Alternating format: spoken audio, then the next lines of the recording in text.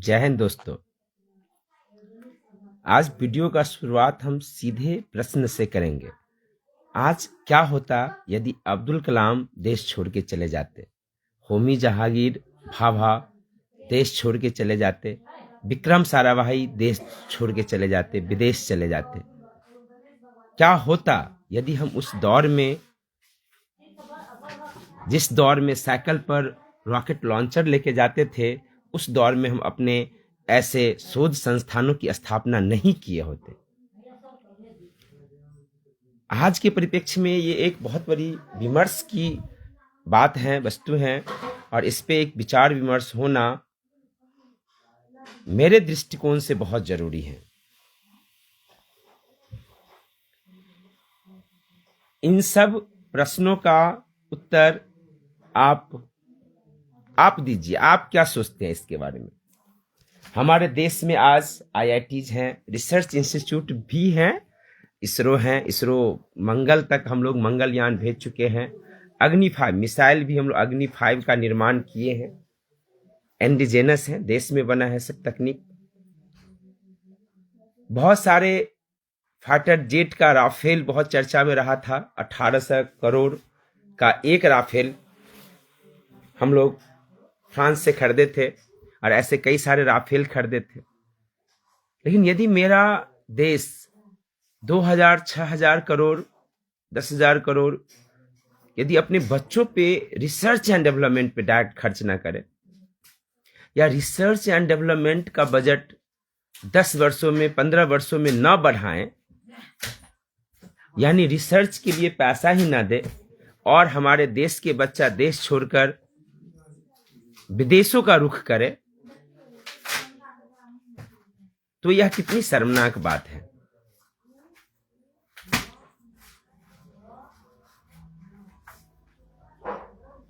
आज देश का कुछ ऐसा ही स्थिति है कि हमारे देश के जो टॉप ब्रेन्स हैं, हमारे देश में रिसर्च और शोध के लिए जो नंबर 1 संस्थान है आईआईएससी बेंगलोर, यहाँ से पढ़ने वाले भी अधिकांश युवा विदेशों का रुख करते हैं। 50-60% युवा विदेशों में प्रोफेसर का जॉब करते हैं। क्यों करते हैं? इसके लिए कौन जिम्मेदार है? चलिए हम कह सकते हैं कि नहीं, विद्यार्थी को अपने देश के लिए सोचना चाहिए, उनके हित में सोचना चाहिए, यहाँ विकास करनी चाहिए। लेकिन यह जिम्मेदारी तो सरकार का भी था ना, कि वह रिसर्च पर फंड दे, पर्याप्त फंड दे, ऐसे लोगों को रिसर्च के लिए पर्याप्त जीआरएफ, एसआरएफ दे। लेकिन हमारे देश का दुर्भाग्य है कि रिसर्च का, जिसको हम इंटीग्रेट कर सकते हैं कि बीटेक के बाद लोग एमटेक करेंगे, उनका स्कॉलरशिप 12,400, 10 साल 15 साल पहले भी वही था, 12 साल 14 साल पहले, आज भी वही है। मतलब ये स्कॉलरशिप नहीं बढ़ रहा है। आखिर क्या कारण है इसका? रीजन क्या है? आखिर हम लोग इस पर क्यों विचार नहीं करते हैं? ये सीधा प्रश्न है हम लोगों से। क्या हम लोग शिक्षा व्यवस्था से प्रश्न पूछने के लिए तैयार हैं? क्या हम सरकार से प्रश्न पूछते हैं? क्या हम समाज से प्रश्न पूछते हैं? आज सरकारी और प्राइवेट का द्वंद्व है। लेकिन क्या आपसे मैं सीधा प्रश्न पूछूं कि आप बताइए कि प्राइवेट इंजीनियरिंग कॉलेज अच्छे हैं कि सरकारी इंजीनियरिंग कॉलेजेस अच्छे हैं? क्या जवाब आएगा? आप बोलेंगे सरकारी इंजीनियरिंग कॉलेज अच्छे हैं, आईआईटीज अच्छे हैं, एनआईटीज अच्छे हैं, अच्छे फैकल्टीज हैं, पढ़ाई होते हैं। यदि हम बोले सरकारी मेडिकल कॉलेज में आप जाना चाहेंगे कि प्राइवेट मेडिकल कॉलेज में जाना चाहेंगे, कहाँ से पढ़ाई करना चाहेंगे? पढ़ना है आपको, नौकरी नहीं करनी। अभी नौकरी तो तब होगी जब आप पढ़ के जाएंगे। लेकिन हम कहते हैं, यदि आपसे सीधा प्रश्न पूछे कि आप अपने बच्चों को सरकारी मेडिकल कॉलेज से मेडिकल का पढ़ाई कराएंगे या प्राइवेट मेडिकल कॉलेज, तो आपका क्या इसमें रुख होगा, जवाब होगा? आप बोलेंगे सरकारी मेडिकल कॉलेज से। क्या अदानी अंबानी का कंपनी मंगलयान बना रहे हैं? क्या अग्नि 5 बना के बैठे हैं? क्या हम एटम बम, परमाणु बम, Bhabha Atomic Research Centre, Homi Jehangir Bhabha के नाम पर जो रखा गया है, ऐसे विद्वान के सम्मान के लिए हम अपने देश में नहीं रुके। यदि देश का प्रतिभा देश छोड़कर यूं ही भागते रहे तो हम लोगों का, ये मेरा नहीं, ये हम लोगों का, देश का जो विकसित भारत बनने का सपना है, जो वर्तमान सरकार यह दावा करते हैं, यह खोखला प्रतीत होगा।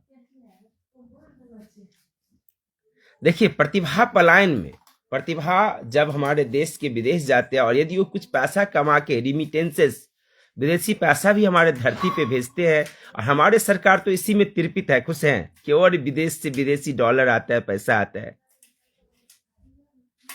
लेकिन आप एक छोटी सी बात सोचिए कि जैसे आपका लैपटॉप है, कंप्यूटर है, उसमें सॉफ्टवेयर यूज करते हैं माइक्रोसॉफ्ट, जिसका नया नया वर्जन अपग्रेड आते रहते हैं। फिर एप्पल का डिवाइसेस हैं, एप्पल के सॉफ्टवेयर्स हैं, वो अपना पैरेलल में सारा तकनीक डेवलप करे। और अभी आर्टिफिशियल इंटेलिजेंस, जैमनी, गोर, चैट जीपीटी जैसे चीजें डेवलप हो रहे हैं। और यदि आप गांव देहात से भी बिलोंग्स करते हैं तो चाइनीज सामानों का यहाँ हमारे मार्केट में टीला खड़ा है।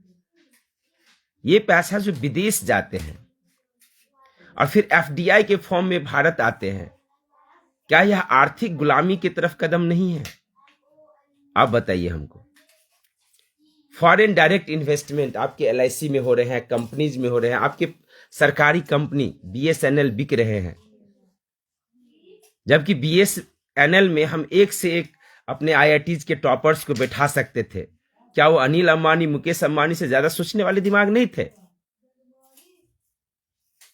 इसके पास पहले से दूर दराज क्षेत्रों में, पहाड़ी इलाकों में, जगह जगह, यानी बीएसएनएल के टावर पे जियो अपना काम चला रहे हैं, और हम उस दौर में उस संस्थान को बिगाड़ने का काम किए जिस दौर में यह संस्थान पूरे देश में कम्युनिकेशन सिस्टम का आधार हो सकता था। और ये बेहताशा जो अभी मोबाइल रिचार्ज का दाम बढ़ा, ये बीएसएनएल यदि स्ट्रांग रहते तो नहीं बढ़ता। देश में कहीं न कहीं एकदम नीतिगत साजिश है जिससे मेरे देश नहीं बढ़ रहे हैं आगे। बीएसएनएल में यदि हम बेहतर इंजीनियर्स को रिक्रूट करते, बेहतर रिसर्चर को इसके हाथ में दे देते, बेहतर मैनेजमेंट जो एमबीए पास आउट है उसको यदि हम प्रबंधन में बिठाते, तो क्या उसका विकास नहीं होता? हम सही समय पे उसको लोन देते। जियो 1 साल फ्री में चलाया, लोन लेके, वो लोन लेते हैं सरकार से, सरकार जो है फिर राइट ऑफ करते हैं, हेयर कट करते हैं। ये हेयर कट लगता होगा केस कटना है चौधरी सर की तरह। हेयर कट क्या होता है? 14 लाख करोड़ का लोन राइट ऑफ किया, 10-15% वो कलेक्शन होगा, बाकी का अपना अकाउंट क्लियर करने के लिए, बही खाता क्लियर करने के लिए माफ कर देगा, राइट ऑफ हो गया। आप लोग अभी आर्टिफिशियल इंटेलिजेंस के दौर में जी रहे हैं। आप जानकारी हासिल कर सकते हैं, आप पूछे उनसे, आर्टिफिशियल इंटेलिजेंस के ऊपर पूछे कि हमारे देश के ऊपर कितने कर्जे हैं, हमारा देश कितने रिसर्च एंड डेवलपमेंट पे खर्च करते हैं, मेरा एजुकेशन का बजट क्या है। देश की उन्नति और विकास का जड़ शिक्षा है, लेकिन शिक्षा जड़ से खोखला है, अंदर से खोखला है।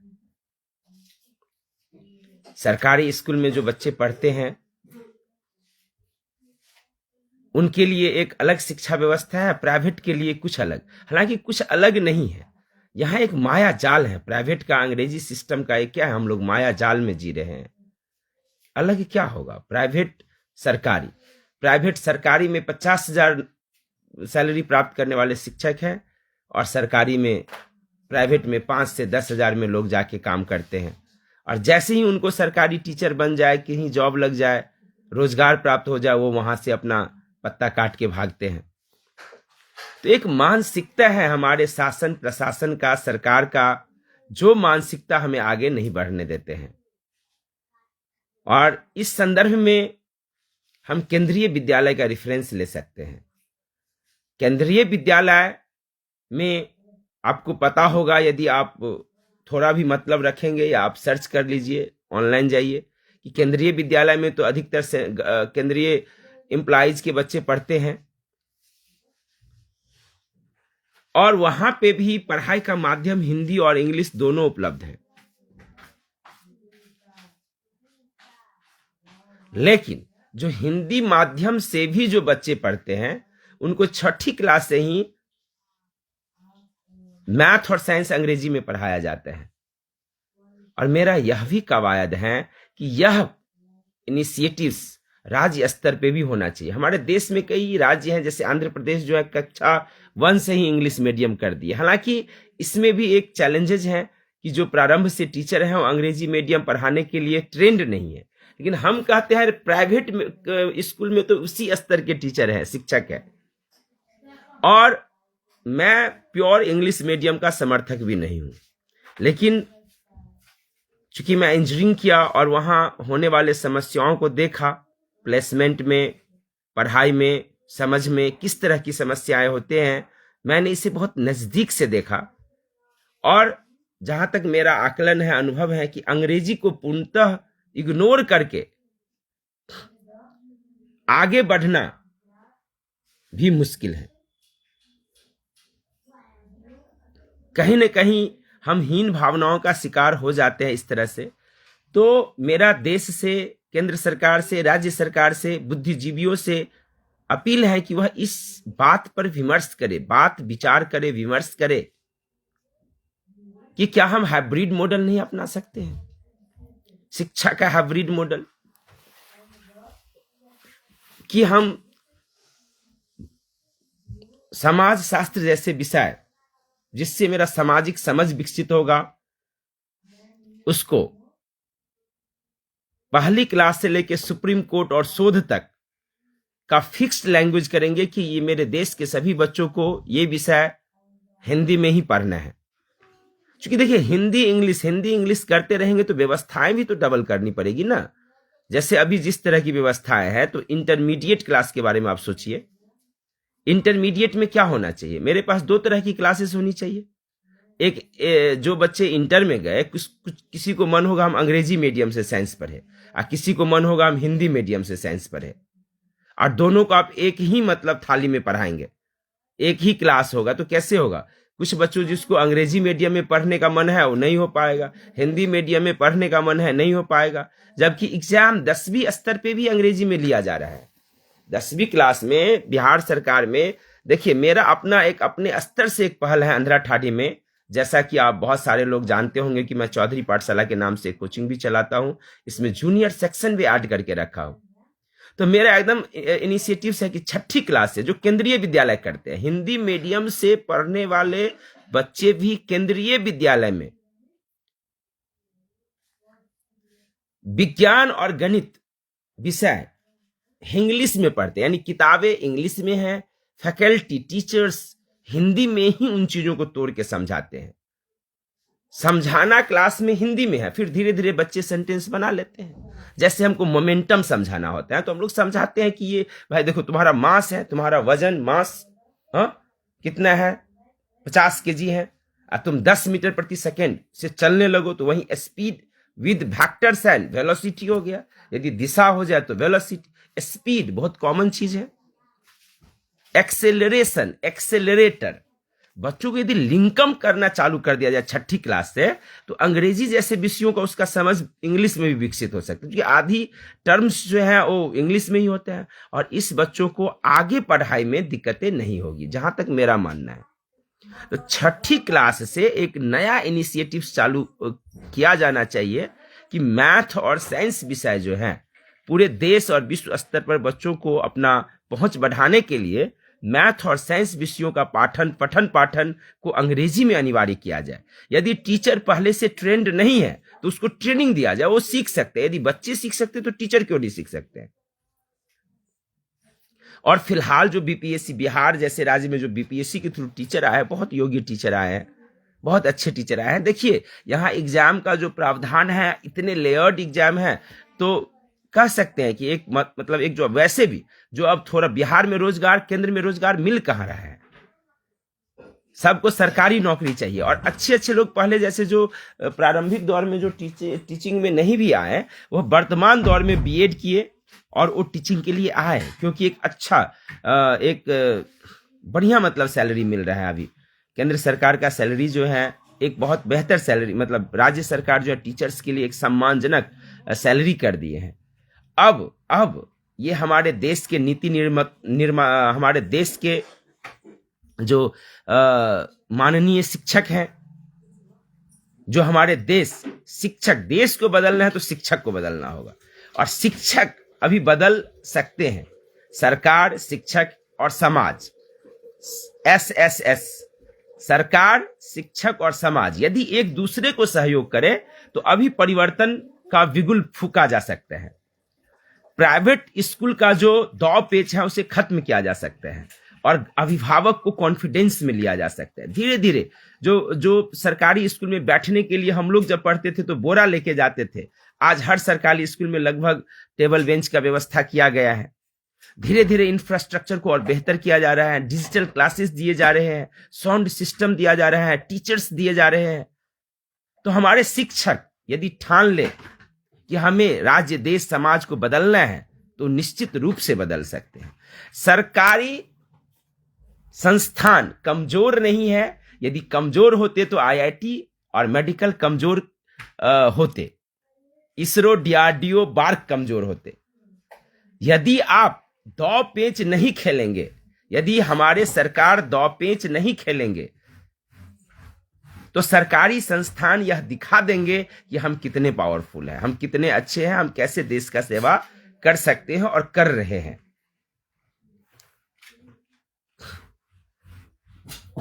हमारे देश के सरकार जो एजुकेशन पे खर्च करते हैं उसका भी समुचित अनुप्रयोग हो, प्राइमरी से लेके ऊपर तक, और समय के साथ शिक्षा पे खर्चे बढ़ाया जाए। जो 6% 1966 में कोठारी आयोग दिए,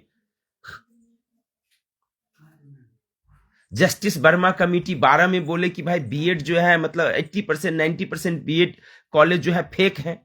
शैक्षणिक सुधार का मेरे देश में बात ही नहीं हो रहा है, ये हर नेता जानते होंगे। क्योंकि देखिए, जब भी हम जेमिनी के ऊपर ये डिस्कस करते हैं कि ये सुधार आखिर हमारे सरकार और ब्यूरोक्रेसी क्यों नहीं करना चाहते हैं, तो उसका स्पष्ट जवाब होता है कि ये जो कॉलेजेस हैं वो नेताओं के हैं, ब्यूरोक्रेट्स के हैं, या उसके सगे संबंधी के हैं, या उसके फाइनेंसर के हैं। तो ये ऐसा कानून क्यों बनाएंगे कि ये संस्थान कमजोर हो, ये प्राइवेट संस्थान कमजोर हो। और आपको ये जान के आश्चर्य होगा कि सरकार का कुल यानी प्राइमरी से लेके उच्च शिक्षा तक शैक्षणिक बजट 1,56,000 करोड़ है, जिसमें सरकार 1,15,000 करोड़ शेष, यानी वो एक तरह से दान था जिसे बजट में जोड़ के पेश कर दिए हैं, प्राप्त कर चुके हैं केंद्र सरकार। उसका 80% शिक्षा पे और 70% शिक्षा पे और 30% हेल्थ पे खर्च होना चाहिए, हेल्थ इंफ्रास्ट्रक्चर। तो हम बजट यहां पे नहीं बढ़ा रहे हैं, जबकि हम कर्ज चुकाने पे अपने बजट का 20% खर्च करते हैं, 27% कर्जे लेके खर्चे करते हैं। बहुत सारा हम मतलब उस पर डिस्कशन किए, एक दिन में सारी बातें नहीं होगी, लेकिन इस डिस्कशन का जो सारांश है उसको हम आप लोगों के समक्ष रखने का निश्चित रूप से प्रयास करेंगे। ये मेरा प्रयास रहेगा, जो फाइंडिंग है। और मेरा तो एक ही तर्क है, देश को बदलना है तो शिक्षा पे खर्च करना होगा। आप अतिरिक्त खर्चे करो, लेकिन इसके लिए ट्रस्ट बनाइए। शेष का पैसा सरकारी खजाना में, CFI में, कंसोलिडेटेड फंड ऑफ इंडिया में नहीं जाना चाहिए। जो शेष का पैसा है पहले कंसोलिडेटेड फंड ऑफ इंडिया में जाता था। और पहले जब 2004 में शेष लागू हुआ, 2% एजुकेशनल शेष, पी चिदम्बरम जी जब वित्त मंत्री थे और अरुण जेटली जी 18 में उसको 4% किए, उसमें हेल्थ शेष भी जोड़े। तो 4 में जब 4, 5, 6, 10 कांग्रेस रिजाइम्स में ये होता था कि वो आता तो था CFI में, लेकिन वो इमीडिएटली ट्रांसफर होता था, उसमें ज्यादा डिले नहीं था। लेकिन वर्तमान परिप्रेक्ष्य में जो अभी बीजेपी सरकार है, जो केंद्र में नरेंद्र मोदी जी के नेतृत्व में जो सरकार है, तो उसका एक ड्रॉबैक ये है कि वो पैसा CFI में जमा करवाते हैं और उसको इमीडिएटली मतलब वो दान के पैसा, तो दान के रूप में ना एजुकेशनल डिपार्टमेंट को देना चाहिए, उस पैसा को बजट के साथ जोड़ के खाना पूर्ति कर देते हैं। यानी हम तो डायरेक्ट ये प्रश्न करेंगे कि शेष को इनकम टैक्स बना दिए है सरकार। मेरा ये कहना है, यदि मैं गलत हूं तो कोई ये हमको करेक्ट कर सकते हैं, लेकिन हमने जो AI के थ्रू जो हमने डिस्कशन करा और वो जो रेस्पॉन्स हमको दिए हैं, इससे तो हमको ऐसा ही प्रतीत हो रहा है कि शेष मतलब इनकम टैक्स। ये मत बोले कि वो शेष है, डायरेक्ट बोलो इतना हम इनकम टैक्स लेंगे, क्योंकि शेष एक अतिरिक्त पैसा था, मैंने एक अलग से ऊपरी तौर पे लिया गया पैसा था। तो ऊपरी तौर पे जो पैसा लिया गया कि आप शिक्षा के नाम पे कुछ दान दीजिए, डोनेट करिए, अतिरिक्त हमको पैसा दीजिए, उसको शिक्षा के फंड में डायरेक्ट, खास करके इसको उच्च शिक्षा शोध या फिर प्राइमरी एजुकेशन में भी क्वालिटी इंप्रूवमेंट के लिए लगाना चाहिए, इंफ्रास्ट्रक्चर डेवलपमेंट पे लगाना चाहिए था। लेकिन सरकार ने ऐसा नहीं करा। मतलब एजुकेशन को लेके पॉलिसी पैरालिसिस से मेरा देश जूझ रहा है। एक तरफ प्राइवेटाइजेशन 3.5 लाख करोड़, आप देखिए यहां 1 लाख 56, यानी 1.5 लाख यदि यहां मानिए तो वहां 3.5 लाख, 3.5 लाख करोड़ हमारे ही अभिभावक गार्जियन प्राइवेट सेक्टर को दे रहे हैं। ये कितनी दुखद बात है। यदि ये पैसा हमसे ही आप लेते दान के फॉर्म में, या एक मिनिमल ट्यूशन फीस, मतलब ऑपरेटिंग कॉस्ट के तौर पे यदि आप सरकारी संस्थानों को चलाते, अभी क्या किए, हेफा के अंदर दे दिए उच्च शिक्षण संस्थानों को, हेफा। और हेफा से अब उच्च शिक्षण संस्थान लोन ले रहे हैं, 18 के बाद ही ऐसी व्यवस्था आई। और हेफा का जो ब्याज है, इंटरेस्ट है, मूलधन चुकाने में के चक्कर में ये जो संस्थान है IITs NITs जो देश सेवा के लिए समर्पित था, वो अपना फीस 5 गुना 6 गुना 8 गुना तक बढ़ा लिए। जहां एमटेक में एडमिशन के लिए पहले 25,000 20,000 खर्च होते थे, आज उसको बढ़ा के एक ही बार आप लाख टका 2 लाख 4 लाख तक आप करने जा रहे हो, कर दिए हो। ये देश के लिए शर्मनाक है। आप शिक्षा का व्यवसायीकरण कर रहे हो, एक तरफ प्राइवेट कॉलेजेस को छूट, अब प्राइवेट कॉलेज खोलने का अनुमति काहे दे रहे हैं? है प्राइवेट कॉलेज तो उसको अधिग्रहण करिए, उसको फंड दीजिए, उसको अपने नियंत्रण में रखिए। सरकारी मेडिकल कॉलेज और सरकारी प्राइवेट कॉलेज लीड कर रहे हैं और प्राइवेट कॉलेज लैग कर रहे हैं। वहां से निकलने वाले 80% लोग, 80% युवा जो हैं वो एम्प्लॉयबल नहीं है, रोजगार के योग्य नहीं बताए जा रहे हैं। आखिर मेरा देश किस दिशा में जा रहा है? और जो उच्च शिक्षण संस्थानों से जो पास आउट हो रहे हैं, जो बच्चे आ रहे हैं,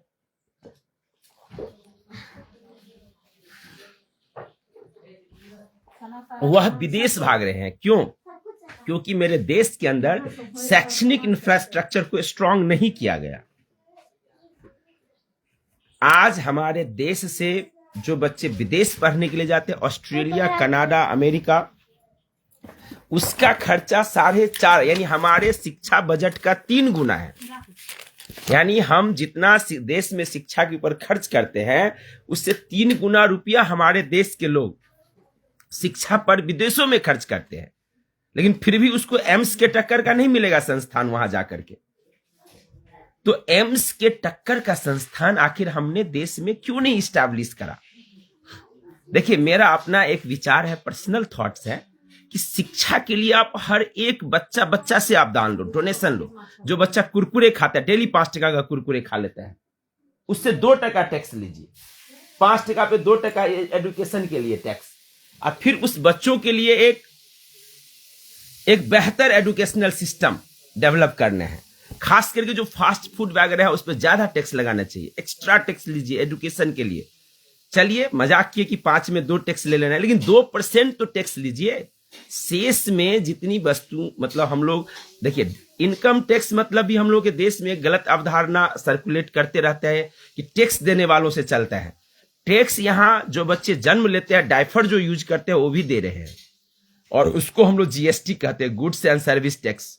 और उसका भी एक माया जाल है, जिसपे भी हम मतलब वीडियो बनाए हैं, रिसर्च किए हैं, उसका हम अलग से कभी वीडियो शेयर करेंगे। तो एक डायफर जो बच्चा जन्म लिया और जो आदमी मरे, जब कफन और कितना उसका सामग्री है जब खरीदा जाता है, तब तक हम सरकार को टैक्स देते हैं। लेकिन उसका अधिकांश हिस्सा आदमी का लाइफ स्टाइल सुधारने पे खर्च नहीं हो रहा है, देश के रीढ़ को मजबूत करने पे खर्च नहीं हो रहा है, एजुकेशन और रिसर्च पर खर्च नहीं हो रहा है, हेल्थ पर खर्च नहीं हो रहा है।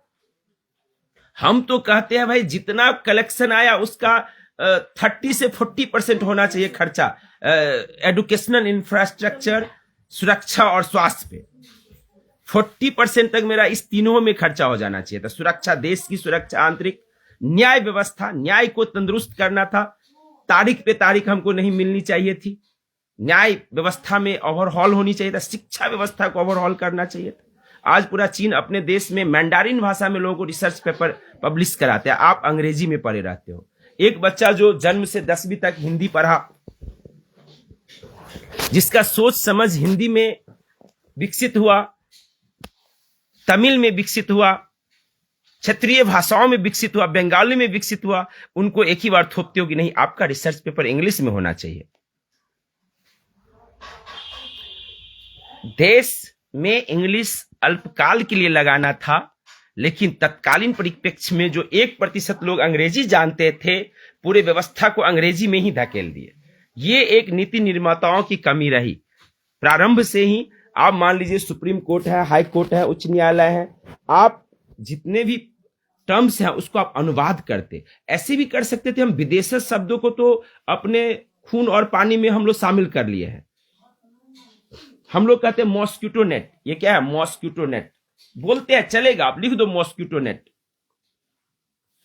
हम कहते हैं स्केल, तो आप स्केल रहने दो, कोई जरूरी नहीं कि इसको पटरी ही लिखा जाए। मतलब एक स्टैंडर्ड इंग्लिश वर्ड को, जैसे हम हॉस्पिटल को अडॉप्ट कर लिए, सैनिटाइजर को अडॉप्ट कर लिए, एक्सेलरेटर को अडॉप्ट कर लिए, ब्रेक को अडॉप्ट कर लिए, उसको हम हिंदी में अडॉप्ट कर लेते, जो भी टेक्निकल वर्ड है। और लेकिन मेरा एकदम वो इंग्लिश, मतलब एक कम्युनिकेशन का लैंग्वेज रिसर्च का पेपर पूरा अपने भाषा में रहता है, अपने अंदर से आवाज निकलता है। जैसे अभी हम इंजीनियरिंग किए हैं, लेकिन अभी हम इंग्लिश में यदि हम बात करने लगे तो हम अपनी बात को इतने बेहतर तरीका से नहीं रख सकते आपके सामने में, जितनी अच्छे से हम हिंदी में, जो मेरे जिस भाषा में हम बचपन से सोचे, जो मेरा अनुभव है, जो स्किल्स है, तो उसको जितना हिंदी में हम एक्सप्लेन कर सकते हैं उतना इंग्लिश में कभी नहीं कर सकते। ये समझना अभी मेरे नीति निर्माताओं के लिए बहुत जरूरी है। हमारा देश अभी भी अंग्रेजों से तो आजाद हो गया, लेकिन अंग्रेजियत से आजाद नहीं हुए हैं। अंग्रेजियत जब तक देश पर हावी रहेंगे, तब तक यहां एक आम जो SC ST का बस्ती है, जो SC ST का बच्चा है, जो गरीबों का बच्चा है, SC ST OBC का बच्चा है, वो मुख्य धारा में शामिल नहीं होंगे। आज यदि आप SC ST के बस्ती पे ज्ञान गंगा का बुक लेके चले जाइए तो उनका स्थिति दयनीय है। तीसरा, चौथा, पांचवा का हम 50-60 हजार का ज्ञान गंगा बांट चुके होंगे, लेकिन वहां पे जो है बच्चों का रीडिंग स्किल बहुत पुअर है। ज्ञान गंगा अब सब पर मात्रा का ज्ञान, DAT बैट, CAT कैट, ये बेसिक बातें भी उनको नहीं आते हैं। हाँ, जो मुख्य रूप से सरकारी स्कूल में जो बच्चे पढ़ रहे हैं, हालांकि अब इसमें तेजी से सुधार संभव है। हम बहुत ज्यादा आशावादी हैं और हम अपने देश के नीति निर्माता, हम अपने देश के जो निर्माण करते हैं, शिक्षक को देश निर्माता कहा जा सकता है, उस देश निर्माता से अपील करते हैं कि वह हमारे देश समाज का पुनर्निर्माण करे। उसको अपनी भाषा का, कम से कम हिंदी का भी रीडिंग, राइटिंग, स्पीकिंग स्किल मजबूत करिए सर। और 6ठी क्लास से यदि संभव है तो आप मैथ और अंग्रेजी, उसको मैथ और साइंस उसको अंग्रेजी माध्यम में पढ़ने के लिए प्रेरित करिए, जिससे आगे चलकर उसको किसी भी तरह का भाषाई प्रॉब्लम ना हो और वह एक रेस में शामिल हो सके और आगे चलकर के उनको एक बेहतर रोजगार प्राप्त हो। बातें बहुत हैं, मेरी बात रैंडम है, लेकिन उसके केंद्र बिंदु में शिक्षा है। रैंडम है पलायन से लेकर के प्राइमरी स्कूल तक, और पलायन का जो मुख्य मुद्दा है कि टैलेंट का पलायन। आज अब्दुल कलाम, वहीं से मेरा क्वेश्चन स्टार्ट हुआ था कि अब्दुल कलाम, डॉक्टर होमी जहांगीर भाभा, विक्रम साराभाई जैसे टैलेंट यदि यहाँ से पलायन कर जाते, और आज भी जो हमारे सम्माननीय साइंटिस्ट, वैज्ञानिक और रिसर्चर है, यदि वो देश से पलायन कर जाए तो देश की क्या दुर्दशा होगी, आप सोचिए। और यदि हम ऐसे रिसर्चर, विद्वान और का रेस्पेक्ट नहीं करते हैं, उसको देश में रखने के लिए हम पर्याप्त फंड नहीं देते हैं, हम सरकारी फंड बढ़ाते नहीं हैं, तो ये बहुत बड़ी गलती है। और ये जो 2% वाली बात हम बोलते थे, हाँ, इस बात को भी यदि संभव हो तो सरकार तक पहुंचाइए, व्यवस्थापकों तक पहुंचाइए कि हम GST पर 2% ज्यादा देने वाले हैं। 2-3% हम ज्यादा जीएसटी के लिए भरेंगे और वहां से हम देखे थे, एक सिंपल आकलन है, अभी हमारे देश में 150 लाख करोड़ जो अर्थव्यवस्था है 150 लाख करोड़ जीएसटी के अंदर आते हैं। यदि उस सामान के खरीद ते समय यदि 2% भी हम टैक्स ले तो 3 लाख करोड़ का एक कॉर्पस बन जाएगा। और ये 3 लाख करोड़ यदि एडुकेशन, रिसर्च, हेल्थ और न्याय के लिए खर्च होने लगे तो इस तीनों चीज की गुणवत्ता विश्व स्तरीय हो जाएगी। 300 लाख करोड़। देखिए अभी पटना में खान सर का खूब चर्चा होता है कि हॉस्पिटल बना दिए, लेकिन यदि हम 2% का मतलब क्या हुआ, 100 का यदि कोई सामान खरीदे तो हम 102 टका सरकार को देना चालू कर देंगे। काहे नहीं देंगे भाई? पेट्रोल डीजल पे भी यदि वो एक्साइज ड्यूटी के साथ भी 1 टका लेने लगे, या हम यदि देते ही, अरे कंपनी तो बढ़ाता ही है, वो तो हमको लूटता ही है, लेकिन यदि मेरे बढ़े हुए पैसा से शिक्षा, स्वास्थ्य और रिसर्च होने लगे देश में, मेरे साइंटिस्ट, वैज्ञानिक, स्कॉलर्स को एक रेस्पेक्टेड सैलरी मिलने लगे और देश में रुक के रिसर्च करने लगे, देश की अर्थव्यवस्था, सामाजिक व्यवस्था को बेहतर बनाने के लिए वो योगदान देने लगे, देश से उसका पलायन ना हो, तो ये हमारी जीत होगी। तो एक, लेकिन सरकार का कंसोलिडेटेड फंड ऑफ इंडिया में पैसा नहीं जाना चाहिए, इसके सख्त खिलाफ है हम, क्योंकि उसको बजट में शामिल करके शिक्षा बजट के तौर पे पेश कर देते हैं। आप उसके लिए एक भारत निर्माण फंड, विकसित भारत फंड या इस तरह से एक ट्रस्ट का निर्माण होना चाहिए था, और उस ट्रस्ट के माध्यम से, उस ट्रस्ट में ये 2% डायरेक्ट ऑटो कट के थ्रू जाना चाहिए। शेष का भी रुपया उसमें डायरेक्ट जाना चाहिए, क्योंकि वो दान हुआ, वो टैक्स नहीं है। यदि नहीं तो आप टैक्स बोलो इतना बढ़ा दिए हम, अब शेष जो ले रहे हो अतिरिक्त कर है, तो अतिरिक्त कर को एक अलग फंड में जाना है, यानी एक ट्रस्ट बनाइए आप, एजुकेशन, हेल्थ, स्वास्थ्य, और उस ट्रस्ट का एक स्कैनर भी आप पूरे इंडिया लेवल पे रिलीज करिए। भारतीय लोग स्वभाव से ही दानी है और हमको सही जगह दान करें, और उस फंड का जो कोर मेंबर हो, उसमें सरकार का कोई बॉडी ना हो, उसमें टॉप साइंटिस्ट को बैठाया जाए, टॉप डॉक्टर्स को बैठाया जाए, आईआईटीज के टॉप प्रोफेसर्स को बैठाया जाए, जो टॉप इकोनॉमिस्ट होंगे, मतलब हमारे देश के जो प्रीमियर संस्थान है उनके हेड को उस ट्रस्ट का ट्रस्टी बनाया जाए, उस ट्रस्ट का कोर कमिटी का ऑपरेटिंग मतलब मेंबर्स यदि बनाया जाए। इस तरह की व्यवस्था यदि देश में हो तो एक बहुत बड़ी क्रांति पॉसिबल है। और ये स्कैनर सबके लिए ओपन हो कि इस पे दान करोगे तो ये मेरे शिक्षा पे खर्च होगा, और लोगों को वो यदि 3 लाख करोड़ एक बार इन्वेस्ट कर दे सरकार इंफ्रास्ट्रक्चर पे, तुरंत दिखने लगेगा, तुरंत 1 साल में जो है परिवर्तन दिखने लगा। जब लोगों को परिवर्तन दिखने लगेगा तो लोग और इन्वेस्ट करेंगे उस पर, हम और दान देंगे, अरे स्कैनर पे दान देंगे, भेजेंगे बहुत सारे लोग, मंदिर के बजाय स्कैनर, जिससे डायरेक्ट देश का विकास होगा। मंदिर, मस्जिद, गुरुद्वारा और जहां तहां लोग दान करते हैं से एक ढेर सारे लोग बना लेंगे कि नहीं, इस स्कैनर पे हम दान करेंगे तो इससे शिक्षा, स्वास्थ्य और न्याय व्यवस्था मजबूत होगी। और जो अभी हमारे देश में एक बहुत बड़ी समस्या है वृद्ध जनों का, जिसके पास अनुभव बहुत सारे हैं लेकिन जीवन के अंतिम पड़ाव में उसको असुविधा हो रही है, कई सारे अनाथ बच्चे हैं, दोनों को मिला के एक वात्सल्य ग्राम का निर्माण किया जाए हर जिला में, जहां अनाथ बच्चे भी रहेंगे और बुजुर्ग भी रहेंगे। अनाथ बच्चे और बुजुर्ग एक दूसरे का ख्याल भी रख सकते हैं। माता पिता नहीं हुआ तो क्या है, दादा दादी तो मिल जाएगा उसको, बच्चे बहुत प्रसन्न हो सकते हैं। इस तरह की व्यवस्थाएं यदि हमारे देश में बन जाए, ये मेरा ड्रीम है।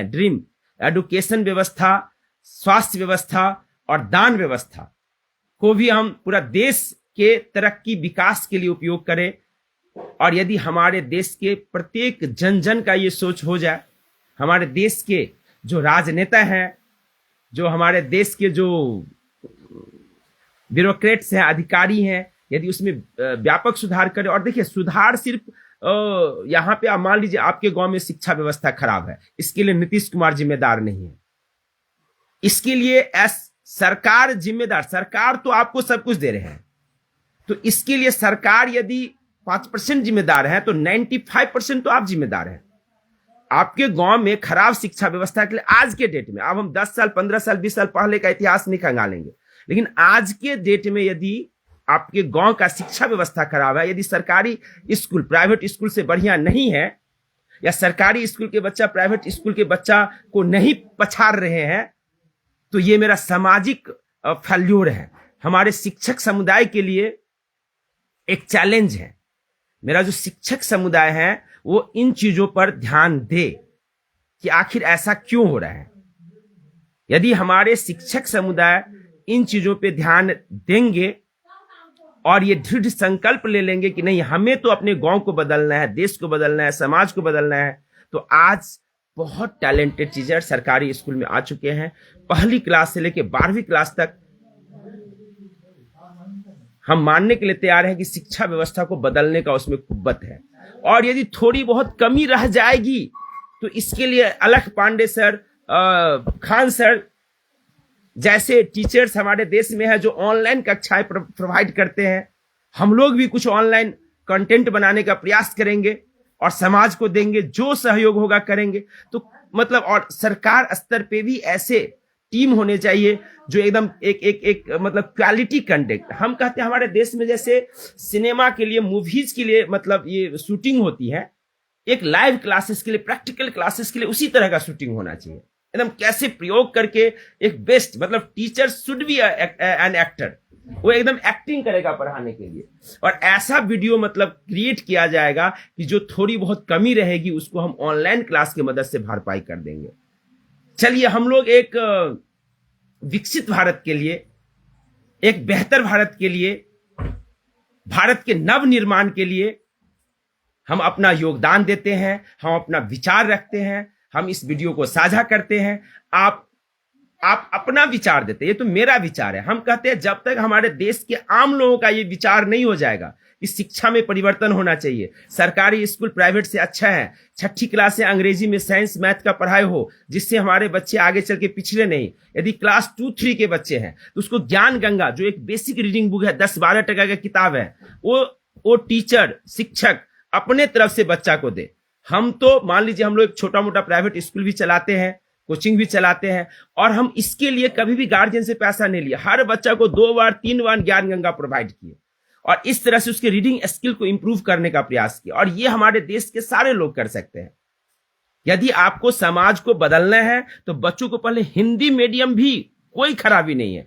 आप 1ली, 2री, 3री तक बच्चों को फराटेदार हिंदी पढ़ना सिखाइए, बोलना और लिखना सिखाइए। और 6ठी क्लास से इंग्लिश एक सब्जेक्ट के तौर पे आप 1ली क्लास से बच्चों को अब सरकार व्यवस्था कर दिए पढ़ाए। और बिहार सरकार से अपील है कि 10वीं क्लास तक अंग्रेजी को एक भाषा के तौर पे अनिवार्य किया जाए, जिससे बच्चों को आगे दिक्कत नहीं हो। और हिंदी और इंग्लिश को अनिवार्य किया जाए, 2 भाषा, 2 लैंग्वेज, आप कोई भी 2 लैंग्वेज, और चूंकि हिंदी मीडियम और इंग्लिश तो हिंदी और इंग्लिश, 3 लैंग्वेज भी करना है तो उसको एक ऑप्शनल रख दिया जाए। जैसे अभी अंग्रेजी को रखा गया है क्वालिफाइंग, ये गलती है सरकार की। आप मैथिली को क्वालिफाइंग, भोजपुरी को उसको रख देते ऑप्शनल, कि उसमें क्वालिफाई करना अनिवार्य है, बच्चा को 30% मार्क्स लाना अनिवार्य है, उसका मार्क्स जुड़ना नहीं चाहिए था। लेकिन हम लोग क्या करते हैं, हम लोग उस अंग्रेजी को ऑप्शनल कर दिए, उसको हम वरीयता नहीं दिए, या उसमें पास, कम से कम आप उसका मार्क नहीं जोड़ो। हम तो कहते हैं मार्क्स हटा दो, आप उसको ये कम से कम अनिवार्य रखो कि उसमें पास करना आपके लिए जरूरी है, कि बच्चा अंग्रेजी पढ़े थोड़ा सा, जिससे उसको आगे चल करके कम्युनिकेशन में कोई दिक्कत ना हो, जैसा हम लोगों को दिक्कत हुआ। तो देश की व्यवस्थाओं को बदलने के लिए हमें अपना सोच निश्चित रूप से बदलना होगा। जब तक हमारा सोच नहीं बदलेगा तब तक देश नहीं बदलेगा। जब तक हमारे शिक्षक, हमारे देश निर्माता, हमारे देश के गौरव शिक्षक अपने गरिमा को नहीं पहचानेंगे, एक शिक्षक देश को निश्चित रूप से बदल सकते हैं। मेरा शिक्षकों से अपील है कि अब भी जिस तरह के सरकारी स्कूल का व्यवस्था है, ऐसे में हम प्राइवेट स्कूल को चैलेंज कर सकते हैं कि हम आपसे बेहतर अपने बच्चे को बनाएंगे। और यदि किसी एक, हम कहते हैं सामाजिक स्तर पे एक प्लेटफॉर्म तैयार किया जाए जहां सरकारी और प्राइवेट स्कूल के बच्चों का एक टेस्ट हो, बच्चों को पुरस्कृत किया जाए। देखिए, अभी बात कर रहे हैं तो बहुत सारी बातें मेरे दिमाग में आ रहे हैं, क्योंकि हम अभी 4, 5, 7 दिन से खाली शिक्षा बजट, शिक्षा बजट, R&D, विदेश कितना पैसा बच्चा भेजता है, हमारे देश के लोग विदेश में कितना जाते हैं, इससे हमारे देश को क्या क्षति हो रही है, बस इसी पे हम विचार विमर्श और चर्चाएं कर रहे हैं। तो देश को बदलने के लिए अपना विचार बदलना जरूरी होगा। यदि हम अंग्रेजी को हटा नहीं सकते हैं तो अडॉप्ट करेंगे, यदि हम इंग्लिश को नहीं तो हम अंग्रेजी के साथ अंग्रेजियत को हटा देंगे। दो में से एक काम करिए, यदि नहीं हटा सकते हैं तो अडॉप्ट करना है, उसको एक्सेप्ट करना है कि नहीं इंग्लिश भी जरूरी है मेरे लिए। और चाहे सरकारी स्कूल का बच्चा हो या प्राइवेट स्कूल का बच्चा हो, उसे अंग्रेजी सिखाएंगे। अंग्रेजी कोई बाग नहीं है, खा जाएगा बच्चा को। अब यदि अभी हम लोग कोई बच्चा से पूछे क्या है तो बोल देता है ये बैडमिंटन है, हाँ मॉस्किटो नेट है, कुछ भी बोलेगा ना। तो बैडमिंटन कैसा टर्म्स है, वो तो इंग्लिश ही ना है। क्रिकेट बैट क्या है, बॉल, सब तो अंग्रेजी टर्म्स है। खाली उसमें दिस लगा देंगे, दिस इज बैट, तो इंग्लिश हो जाएगा। दिस इज बैट यदि हम लगा देते हैं तो अच्छा हो जाएगा, मतलब वो इंग्लिश हो जाएगा। तो बच्चों को बेसिक इंग्लिश सीखने में कहीं से कोई दिक्कत नहीं हो सकती है। This is bat, this is cat, this is fat, आधा cheese, that is station, that is fan, ये सब सीखना कोई बहुत भारी भरकम बात नहीं है। वो एकदम 1-2 क्लास के बच्चे, और बेसिक इंग्लिश आना चाहिए। आपका जो junior English, current English, grammar, translation है, 10वीं तक बिहार बोर्ड के बच्चों को भी पढ़ना लिखना और समझना आना चाहिए, निश्चित रूप से आना चाहिए उसको। तो देश निर्माण के लिए सोच बदलना बेहद जरूरी है।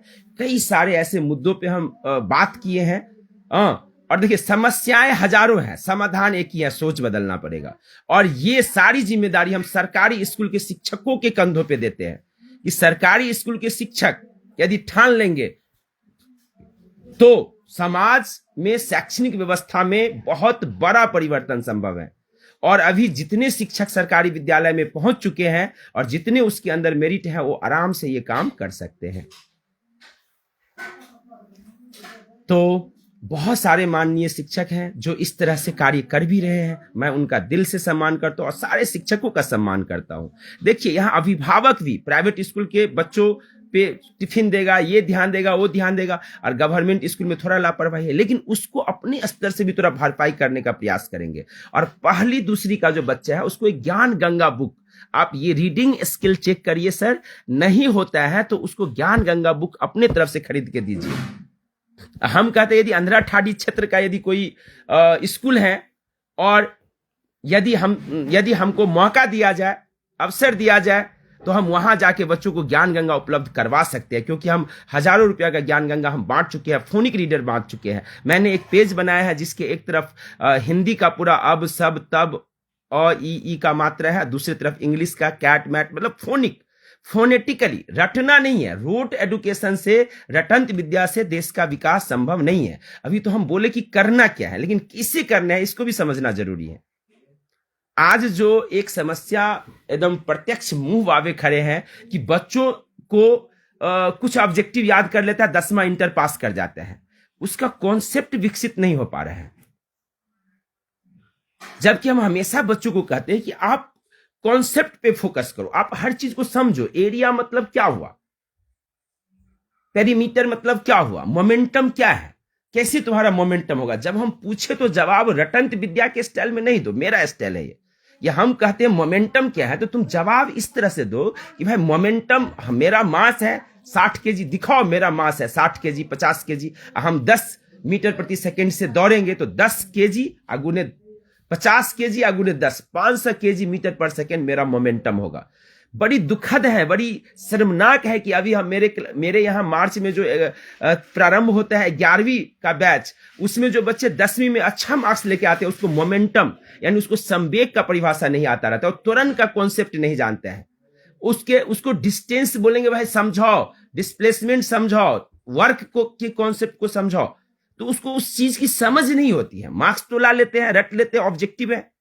तो समझ विकसित हो बच्चों को, इसके लिए प्रयास करना है, खास करके किसी भी सब्जेक्ट में। हम कहते हैं कि बच्चों को इन्वायरमेंट से यदि जोड़ देंगे, हम कहते हैं मेरे पास एक विशाल लेबोरेटरी है, हम प्रायः कहते रहते कि मेरे पास बहुत बड़ी प्रयोगशाला है, यह है प्रकृति की प्रयोगशाला। बच्चों को हम पढ़ाते हैं और जो चीज प्रकृति में उसी के बारे में पढ़ाते हैं। आज मैंने क्लास में बच्चों से, छोटे बच्चों से पूछा कि बताइए कि भाई तुमने कभी किसी पौधा को उखाड़ा? तो कुछ बच्चे हाथ, मैंने फूल उखाड़ के कहीं लगाया? तो हाँ उखाड़े। तो उखाड़ने में दिक्कत हो रही थी, तो क्यों हो रही थी? तो उसमें जड़ मिट्टी में सर पकड़ा हुआ था। तो जड़ का काम है कि वो मिट्टी में जुड़े रहेंगे, उसको संबल प्रदान करेंगे। फिर मैंने बोला कि तुम जो पौधा लगाते हो तो क्या करते हो, उसमें पानी डालते हो, क्यों डालते हो? वो जड़ में देते हो। तो बोलते हैं वो खाना बनाएगा सर। तो खाना जड़ में तो नहीं बनेगा, पानी जाता कैसे है? तो जाता है, उसमें ट्यूबवेल्स होते हैं। हाँ, एक जैसे उसको हम बताए कि भाई टेमी होता है, टेमी गांव में। तो टेमी में यदि तुम उसको ये दे दो टेमी, तो उसमें तेल जैसे ऊपर जाता है, उसी तरह से जड़ से पानी ऊपर जाता है। तो ये सब सामान्य बातें हैं, और ये छोटे मोटे ट्रेनिंग के साथ मेरे सभी शिक्षक इन चीजों को पहले से भी जानते होंगे और जान सकते हैं। और हम कहते हैं इसके लिए एकदम सरकार को, शिक्षा मंत्रालय को प्रयास यदि करेंगे, यदि वो वीडियो के माध्यम से इस तरह से हर एक टॉपिक पे वीडियो बना देंगे एक्सपर्ट टीचर की मदद से, और यह अनिवार्य कर देंगे कि आप एज ए शिक्षक और किसी टॉपिक को पढ़ाने से पहले उस वीडियो को देखें, तो क्वालिटी में सुधार होगा। मेरा कहना है सरकारी संस्थान कमजोर नहीं है, उसे कमजोर किया जा रहा है विचारों से, व्यवस्थाओं से। बिहार में भी क्वालिटी क्यों खराब हुआ? मान लीजिए आज जिस तरह की व्यवस्था है, +2 स्कूल में 50-60 हजार शिक्षक को सैलरी मिल रहा है। यदि ये नीति 10 साल 15 साल पहले यदि दिए रहते सरकार, तो शायद हम भी +2 में टीचर रहते। लेकिन जिस तरह का वो सैलरी और व्यवस्थाएं दे रहे थे, और जिस तरह की वहां पे बातें थी, उसमें हम लोगों को कभी जगह ही नहीं मिला। ऊपर से जो वो सर्टिफिकेट राज है, जस्टिस वर्मा रिपोर्ट 1912 में आ गया, 2012 में जस्टिस वर्मा रिपोर्ट आया। जस्टिस वर्मा रिपोर्ट को आप पढ़े कि भारत में बीएड कॉलेज क्या करते हैं, डिग्री बांटते हैं, सर्टिफिकेट का टुकड़ा। और उसमें उसका भी आप देखिए, बीएड कॉलेज का जो खर्चे हैं अभी, बीएड कॉलेज वो 1 लाख करोड़ का है। शिक्षा का बजट 1 लाख 1.5 लाख करोड़, सरकार 1 लाख करोड़ भी नहीं देते हैं शिक्षा के लिए, वो शेष के थ्रू आ रहे हैं। सरकार 1 लाख, और उतना जो रुपया है हर परिवार से, समाज से आज उस कॉलेजेस के अंदर जा रहा है। ये बहुत विचारणीय प्रश्न है, आपको इसके बारे में सोचना होगा कि आज हर परिवार से, लेकिन अभी जैसे बिहार में खूब नौकरी आया 3-4 साल, अभी 8 साल बाद, 11-12 के बाद 19-20 में आया, इसके बाद फिर अभी दे रहे हैं। फिर इलेक्शन जैसे जैसे आएगा वैसे वैसे वो एक्टिव होते हैं, नहीं तो शिथिल पड़ जाते हैं सरकार। आज यदि देखिए, देश और समाज को बदलने के लिए विचार को बदलना जरूरी है, और यदि आप नेता बनने से जरूरी है, ज्यादा जरूरी है कि आप समाज के वास्तविक मुद्दों को हर चैनल से उठाएं, संसद में उठाएं, रीट याचिका दायर करें, मेमोरेंडम दायर करें, आप सुप्रीम कोर्ट, हाई कोर्ट का दरवाजा खटखटाए। समाज में इस तरह का एक फंड होना चाहिए, दान होनी चाहिए, एक संस्था होनी चाहिए जो हमारे सामाजिक मुद्दों को, जैसे अभी पीएमओ का मान लीजिए mygov.in है, वहां पे हम जैसे अभी इसके मदद से, एआई के मदद से मैंने कई सारे विचार और मेमोरेंडम तैयार किया, और उसमें सारे विचारों को उसको जीओवी पे पेस्ट करना है। हमको कुछ पेटिशन के थ्रू जो है सुप्रीम कोर्ट में कुछ पेटिशन भेजनी है।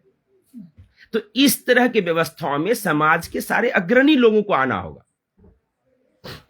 देश बदलने के लिए छोटे मोटे मीटिंग सिटिंग करने से देश नहीं बदलेगा, एकदम स्पष्ट रूखा बात। देश बदलने के लिए एक एक लोगों के विचार में क्रांतिकारी बदलाव लाना पड़ेगा, और हर आदमी यदि ठान ले, हर समाज के लोग ठान ले कि हमें देश समाज को बदलना है, हमें शिक्षा को सर्वोच्च लाना है, हम शोध और रिसर्च में, भले ही हमारे देश के कुछ लोग विदेश चले जाते हैं, लेकिन हम इतने संख्या बल में है कि हम इतने अपने आप में मतलब वो विकसित करें, इतने संस्थान बना ले, इतने लोगों को हम उच्च शिक्षा से जोड़े, और पढ़ाई का क्वालिटी इतना बेहतर कर ले कि शैक्षणिक दृष्टिकोण से हमें विदेशों का मुंह देखना ना पड़े। देखिए, बहुत छोटी छोटी बात है, लेकिन बहुत तार्किक बात है। अभी यदि कोई कंपनी माइक्रोसॉफ्ट बना लिया है, आप यदि उसको यूज करेंगे, आपको महीना का 600-700 टका देना पड़ेगा, साल का 6,000-7,000 देना। वो तो कंपनी बना लिया, आप खर्चे करेंगे, आपको पैसा देना पड़ेगा। तो यहां से जो इंटेलेक्चुअल पर्सन जाते हैं उसका बहुत बड़ा योगदान होता है। आप जानते हैं सत्या नडेला, सुंदर पिचई, आर माधव, मतलब सुंदर पिचाई, सत्या नडेला माइक्रोसॉफ्ट का सीईओ है। मतलब भारतीय, हम गर्व करते हैं भारतीय हैं, लेकिन गर्व करते हैं, लेकिन देश के लिए ये गर्व की बात नहीं है। यदि वो व्यवस्था आज भारत में होते तो ये 6,000 करोड़ जो मतलब ये जो 6,000 का एक लोग दे रहे हैं, आपको जान के आश्चर्य होगा कि हम टेक्नोलॉजी और सॉफ्टवेयर 10 से 12 लाख करोड़ का हम चाइना से और अमेरिका से खरीदते हैं। खरीद में सॉफ्टवेयर भी है। अब देखिए, सॉफ्टवेयर ऐसा चीज है, न उसमें पेट्रोल लगेगा न डीजल लगेगा उसको अमेरिका से यहां भेजने में। कोई हवा जहाज और एरोप्लेन से चल के नहीं आएगा, वो सॉफ्टवेयर है, और वहां से डायरेक्ट यहां आपका आ रहा है। मतलब आप बिहार में भी सॉफ्टवेयर बना सकता था ना, यदि जीनियस कोई ब्रेन होता, यहां की व्यवस्थाएं तंदुरुस्त होती या शोध और रिसर्च होता। अभी भी हम व्यवस्थाओं को बदल सकते हैं। Research, technology, medicine, service Singapore जैसे है, वो सेवा को ही परम धर्म बना दिया, यानी शिक्षा को ही एकदम बहुत बढ़िया से लोगों को डिलीवर किया। मेडिकल सर्विस वहां का द बेस्ट हो गया। बिहार में बोलेगा जगह नहीं है, कंपनी नहीं बैठेगी, ये नहीं। अरे भाई, आप यहां से कोचिंग पढ़ने के लिए कोटा क्यों जाते हैं? एक बच्चा यदि आंध्रा ठाडी से कोटा जाते हैं तो 5-6 लाख टका तो राजस्थान को दे दिया हो। आप सोचिए, ऐसे 10 बच्चे यदि चला गए या 20 बच्चा चला गया तो 20 पंचे 5 लाख हम मानते हैं। 20 बच्चा गया तो 1 करोड़ का तो संपत्ति आप कोटा में दे आए। 1 करोड़ का तो नुकसान हमारे समाज को हुआ। यदि वो 20 बच्चे को आंध्रा ठाडी में यदि क्वालिटी एजुकेशन मिल जाता, यदि ये यहां से मतलब वहीं पढ़ाई कर लेते जो कोटा में होता है, सरकार, समाज और हमारे शिक्षक बंधु यह प्रयास किए रहते या करेंगे अभी भी, तो एक कितनी बड़ी बदलाव आ सकती है, आप समझिए। तो शैक्षणिक सुधार के लिए हम भी एक शिक्षक हैं, हम तो प्राइवेट शिक्षक हैं, लेकिन शिक्षक प्राइवेट हो या सरकारी हो, सब देश के लिए अमूल्य हैं, समाज के लिए अमूल्य हैं। समाज में शिक्षक का एक रेस्पेक्ट होता है। हमें भी समाज से बहुत प्यार, स्नेह मिला, समर्थन मिला। अभी भी हम देख रहे हैं, मेरी मामी जी हमको आशीर्वाद दे रही हैं, रविंदर जी जो समाज में एक्टिव रहते हैं, वो जुड़े हुए हैं मेरे लाइव सेशन से, श्याम चौधरी जी जुड़े हुए हैं, सत्यनारायण मामा जी हैं।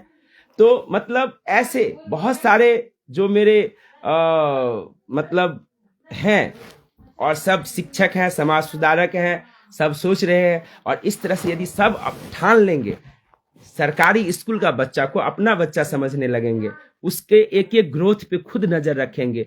एक क्लास का जो क्लास टीचर है वो प्राइवेट स्कूल की तरह क्लास टीचर वैसे ही करेंगे। देखिए, प्राइवेट स्कूल हम भी चलाते हैं, 5,000-6,000 में भी टीचर काम करते हैं। क्या करेंगे भाई, आता भी नहीं है ना उतना। मान लीजिए यदि हम 500 फीस रखे हैं, 600 फीस रखे हैं, तो 20 बच्चा होगा तो 12,000 आया। फिर उसका इंफ्रास्ट्रक्चर, बिल्डिंग कॉस्ट है, मैनेजमेंट कॉस्ट है, टीचर्स का कॉस्ट है, तो ये तो थोड़ा डिफिकल्ट। फिर गांव घर में बच्चे समय से पेमेंट भी नहीं करते, बहुत तरह की समस्या है। और हम कहते सरकारी सिस्टम में ये सारी व्यवस्था सरकार कर रहे हैं, बस मेरा अपना सोच बदलेंगे तो शिक्षा बदल जाएगा। तो हम इसको सरकारी व्यवस्था को तंदुरुस्त करने पे बहुत फोकस किए, ये जड़ है। लेकिन हम इसके साथ साथ इन्वेस्टमेंट का भी बात किए कि आप शेष जैसे लगता है, लेकिन अभी वो कंसोलिडेटेड फंड CFI में जो जाते हैं, इसकी हम सख्त खिलाफ है। इसके लिए जन आंदोलन की जरूरत है कि उसको डायरेक्ट ट्रस्ट में जाना चाहिए, एजुकेशनल ट्रस्ट में, ना कि उसको कंसोलिडेटेड फंड में जमा कर दो, बजट के साथ उसको पेश कर दो। इसमें सरकार का खुद का क्या बजट है उसको छुपा लेता है। अब मतलब वो देखिए है शेष, लेकिन वो इनकम टैक्स जोड़ के दे देता है। तो ये सब थोड़ा सा एक विचार विमर्श की बातें हैं। समाज में इस दिशा में यदि विचार विमर्श हो, चूंकि सारे परिवर्तन का आधार शिक्षा ही है। शिक्षा सुधर जाए, स्वास्थ्य सुधर जाए, शिक्षा और स्वास्थ्य कैसे सुधरेगा? अब मान लीजिए खान सर जो कि एक प्राइवेट टीचर हैं, वो सारा डायलिसिस मशीन ला के लगा दिए, एक्सरे लगा दिए सस्ता सुविस्ता में, मान लीजिए मेडिकल फैसिलिटी दे दिए पटना जैसे शहर में। आपका जो गांव घर जहां पे ये सब एस्टैब्लिश करने का खर्चे और कमाएंगे, अधिक से अधिक सरकारी मेडिकल कॉलेज आप खोलेंगे। और मान लीजिए आप नहीं खोल सकते हो मेडिकल कॉलेज, तो जो अभी मेडिकल कॉलेज है उसको कम से कम 2 शिफ्ट में आप कर दो। अरे लोगों का रात बिरात भी मन खराब होता है, तबीयत खराब हो जाता है, तो रात में भी एक शिफ्ट चलेगा कॉलेज का, 6 से 9, 12 चलेगा। वहां कॉलेज कैंपस में हॉस्टल रहेगी, सब टीचर फैकल्टी वहां रहेंगे, कोई असुविधा नहीं होगी। रात को क्रिकेट मैच हो सकता है, तो कॉलेज क्यों नहीं हो सकता है? आप बताइए हमको। हम आप सबसे प्रश्न पूछना चाहते हैं जो हमको सुन रहे हैं कि रात में क्रिकेट मैच हो सकती है तो कॉलेज क्यों नहीं हो सकती है?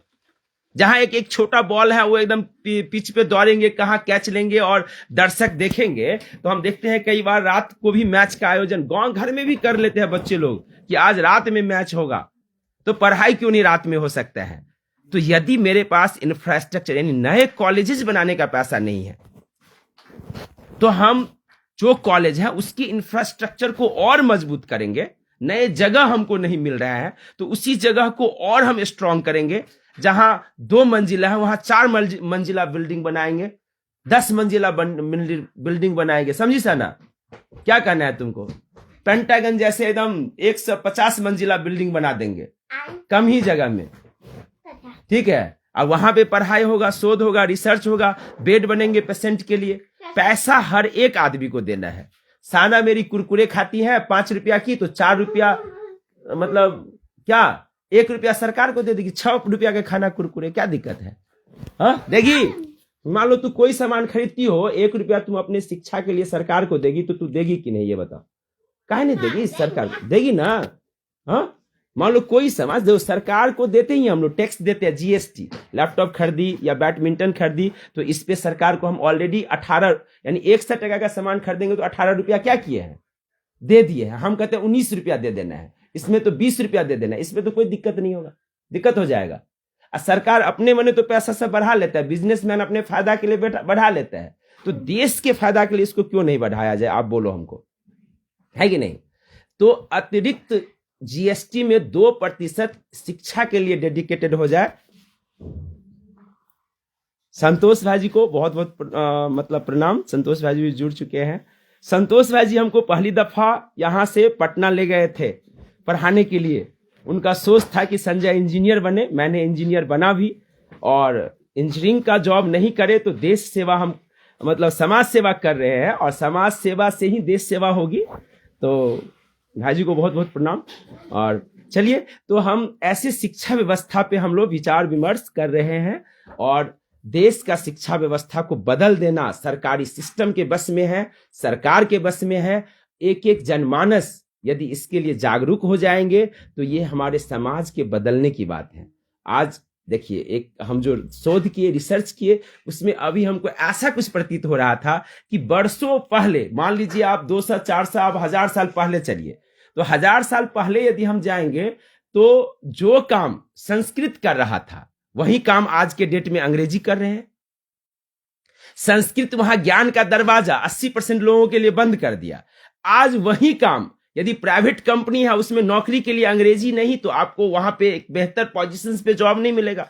आप वहां 50,000 से ज्यादा वाला नौकरी पाने में मतलब सक्षम नहीं हो पाते हैं, या मतलब आपका प्रमोशन फर्दर नहीं होता है बेहतर तरीका से।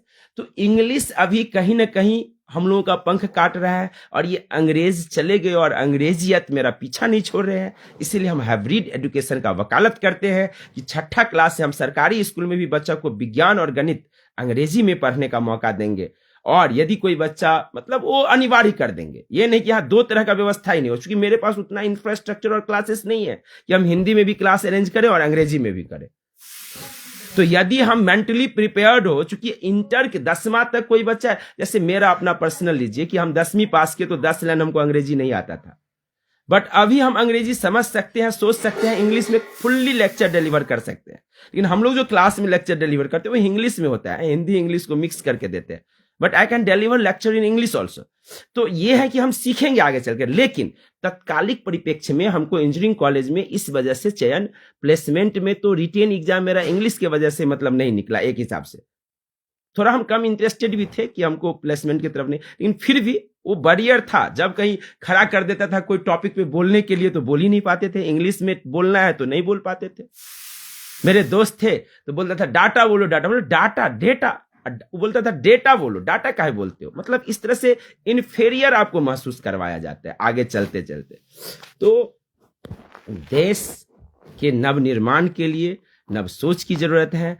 और जो मेरे आईएएससी के यदि मेरे स्कॉलर्स विद्वान के पास जो पीएचडी होल्डर्स हैं, वो हमारे देश के गर्व हैं, गौरव है, उसके पास यदि मेरा आवाज पहुंच रहा है तो हम उनसे निवेदन करेंगे कि आप विदेश चले भी गए हैं तो अपने देश आइए लौट के, और देश का इंफ्रास्ट्रक्चर बेहतर करिए, यहाँ के शिक्षण संस्थानों को बेहतर करिए, यहाँ और यहाँ जो है यहाँ के विकास में अपना रोल अदा करे। जो सॉफ्टवेयर इंजीनियर चले गए वो आके यहाँ आर्टिफिशियल इंटेलिजेंस को विकसित करे, देश का ऑपरेटिंग सिस्टम विकसित करे, देश का टेक्नोलॉजी विकसित करे। हम अमेरिका और चीन पे अपने टेक्नोलॉजी को लेकर के निर्भरता घटाए, लेकिन ये निर्भरता ऐसा है यदि आप अभी घटाने का प्रयास नहीं करेंगे तो ये बढ़ता ही चला जाएगा। कालांतर में मेरा और नीड बढ़ते जाएंगे, हम लोग और आईफोन चाहिए, और लैपटॉप चाहिए, और सॉफ्टवेयर चाहिए। जैसे मान लीजिए कुछ वर्ष पहले तक मेरे सॉफ्टवेयर पे खर्च 0 थे, लेकिन अब हमको भी खर्च करना पड़ रहा है सॉफ्टवेयर के ऊपर। तो ये जो है एक बहुत बड़ी बात है कि देश को बदलने के लिए रिसर्च एंड डेवलपमेंट का फंड बढ़े। सरकार नहीं बढ़ाएंगे तो हम बच्चा बच्चा से अपील करेंगे, देश के बच्चा बच्चा से, कि कुरकुरे टैक्स लगे। कुरकुरे को कचरा कहते हैं हम, कचरा पे भी टैक्स लगे। हम 5 टका का खेबे करते हैं, 6 टका का खाएंगे, क्या दिक्कत है? 1 टका मेरे एजुकेशन को बढ़िया करने में, मेरे स्कूल का व्यवस्था तंदुरुस्त करने में खर्च हो जाएगा, कोई दिक्कत नहीं है। बच्चे को यदि ये फीलिंग बच्चा में ही आ जाए कि हम अपने टैक्स से अपना व्यवस्था मजबूत करेंगे, तब जो देश में क्रांति आएगी वो असली क्रांति होगी। तो आज मैंने बहुत सारे मुद्दों पे बात किया। हाँ, मैं शूद्र यानी ओबीसी एससी एसटी से भी अपील करूंगा कि इस वर्ल्ड को, ये जो वर्ड है मेरा शूद्र, इसको आप हीन भावना की तरह नहीं सोचे। हम एक कविता लिखे थे, शूद्र हूं मैं, रुद्र हूं मैं हूं आदि सृजन करता, मैं ही हूं अभियंता। बच्चों से हम पूछते हैं क्लास में कि बताओ अभी अगल बगल जो सामान है, जितने सामान अभी ये है वो है कौन बनाया? जो भी यूटिलिटी का सामान है, ये है, कोई तो बनाया। तो इसको तुम कहते हो ये इंजीनियर्स बनाए, फैक्ट्री में बनते हैं। आज से 200-400 साल पीछे चले जाओ कि देश के अंदर अन्न से लेकर कोई भी यूटिलिटी का सामान, उपयोग का सामान कौन बनाते थे? जो बनाते थे वही शूद्र है। उसको अभी शूद्र कैटेगरी में आप रख दिए हो। उनका जो है वो विकास के दौर में वो पीछे छूट रहे हैं, उसका वास्तविक विकास नहीं हो पा रहा है, यानी शूद्रों का विकास अवरुद्ध हो रहा है। आखिर क्यों हो रहा है? तो देखिए, यही जो इंग्लिश का बैरियर, सर्टिफिकेट राज आ गया। यानी जो शूद्र, जैसे मान लीजिए एक लोहार है, उसको लोहा का एकदम समझ था, वो 2 लोहा को, 2 मेटल को मिक्स करके, हम कहते हैं, लोग कहते हैं कि राजा बनाया मंदिर। मान लीजिए हम बोलेंगे अजंता एलोरा या कोई भी लौह स्तंभ है देश का, या कोई भी प्राचीन मंदिर है, क्या आपको लगता है कि ये राजा बनाया है? कि ये जो हमारे शिल्पकार थे, जो मजदूर थे, जो छेनी हथौड़ी चलाते थे, जिसको आप मजदूर कहते हो, क्या वो मजदूर हैं कि इंजीनियर थे? वही वो तो निर्माण करता थे ना। मैं हूं अभियंता। तो देश में जो अभी बर्तन, मान लीजिए हर घर में इतने सारे यूज होते हैं, समाज के किसी एक वर्ग को पूरा बर्तन बनाने का जिम्मेदारी था।